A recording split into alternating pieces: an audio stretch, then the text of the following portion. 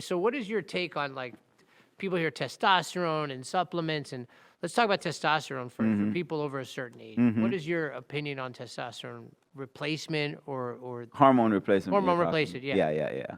Well, I think it has its place, but I don't think some of the people that do hormone replacement are necessarily doing it for medical reasons. They're trying to chase the youth. But then there are some people, myself being one of them, that even in my 60s, I have really high testosterone level.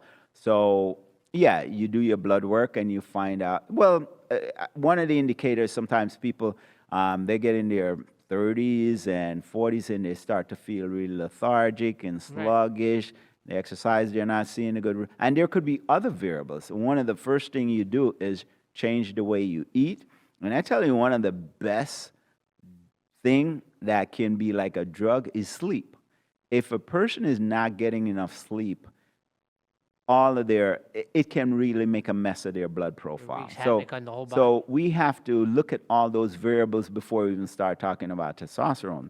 Now, let's say a person changed the way they eat, they're exercising and they're eating properly, and they still they have pretty low numbers. There are doctors that will say, this might be an approach that can make a difference, and it will make a difference in their lives. So from that standpoint, I don't have a problem with it. Of course, I'm not suggesting it or recommending that people should go ahead and get involved with hormone replacement, because there are some doctors that said they're not necessarily up to date with all the information, but they don't feel comfortable with it, and they'll say, hey, you don't really need it, and go your journey that route. Right, and the hormone replacement has to do a lot, as far as for people that are using it to work out or get bigger.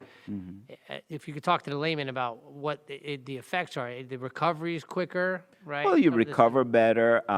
As far as strength training, you're gonna see a response at a much more aggressive rate than without. And some people even sleep better. So there's a number of. And I can't make, I won't make a statement saying this is going to happen with this individual or that individual.